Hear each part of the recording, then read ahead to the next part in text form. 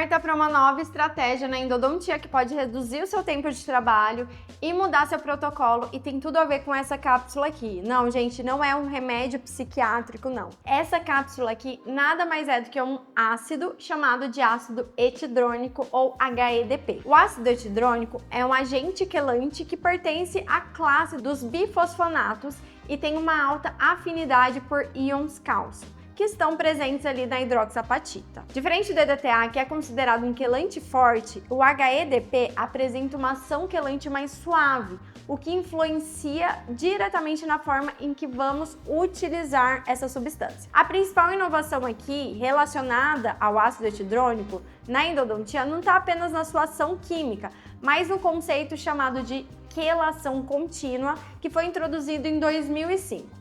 Esse conceito ele propõe a utilização simultânea do agente quelante juntamente com o hipoclorito de sódio durante todo o preparo biomecânico. Então a gente vai associar a substância hipoclorito de sódio, vai abrir essa cápsula e misturar, e tem uma única solução, tanto o hipoclorito quanto o ácido etidrônico.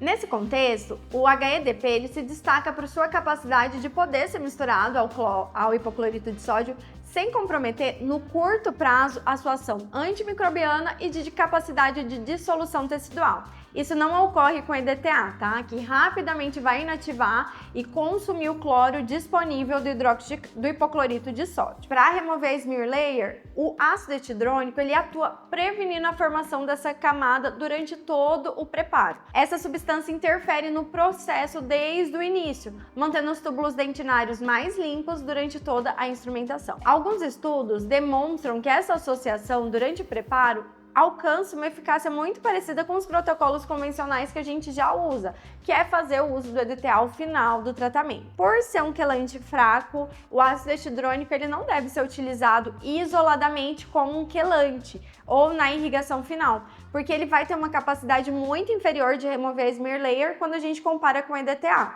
Aqui a intenção é utilizar durante todo o preparo para que ele tenha um tempo de ação mais prolongado, em torno aí de meia hora, 40 minutos até uma hora, que vai ser todo o tratamento. E aí dessa forma ele atinge resultados muito parecidos com o EDTA. Com relação à interação química com o hipoclorito de sódio, o ácido etidrônico ele preserva melhor o cloro disponível quando a gente compara com o EDTA.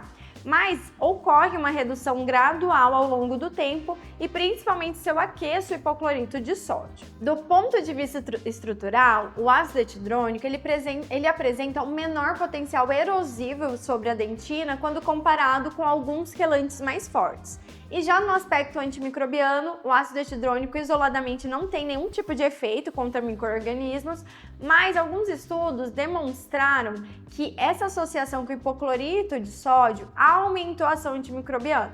Muito provavelmente porque existe uma potencialização dessa ação, porque ocorre ali a liberação, a desobstrução dos túbulos dentinários, facilitando a penetração do hipoclorito nessa região e, consequentemente, tendo uma ação antimicrobiana. Outro ponto relevante é com relação à baixa citotoxicidade dessa substância, uma característica que torna interessante em um contexto em que a biocompatibilidade é essencial, como, por exemplo, em procedimentos regenerativos, dentes com ápice aberto. Mas, apesar disso, quando ele é comparado com o EDTA, o ácido etidrônico ele apresenta uma menor capacidade de liberar fatores de crescimento, que é algo extremamente importante nessa terapêutica. Então isso limita o seu uso quando a gente fala de terapias regenerativas. Nesses casos, o EDTA ele continua sendo a solução irrigadora que deveria ser escolhida. De uma forma geral, o ácido etidrônico ele não precisa ser um substituto direto do EDTA,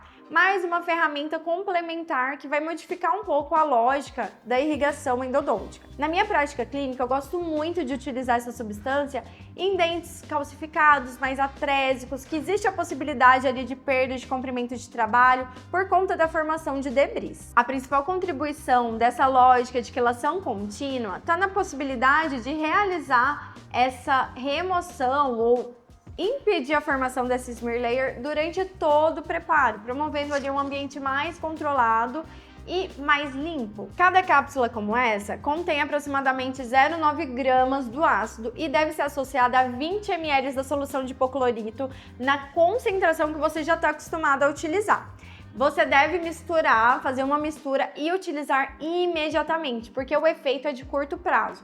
Longos períodos de tempo vai ocorrer o consumo do cloro, do hipoclorito. Durante meu doutorado, que eu fiz parte lá na Holanda, eu fiz uma pesquisa em que a gente observou a combinação do hipoclorito de sódio de diferentes concentrações com o ácido etidrônico. Na Europa existe uma versão chamada dual rinse, e a gente observou que a solução de hipoclorito de sódio menos concentrada, 2%, teve uma dificuldade de dissolver o biofilme, mas depois de um longo período de tempo ali de ação, depois de meia hora mais ou menos, ela teve a mesma efetividade que o hipoclorito sem o ácido etidrônico. Já o hipoclorito 5% mais concentrado, ele foi menos afetado pela mistura, pela substância ácido etidrônico, do que o hipoclorito sem o quelante.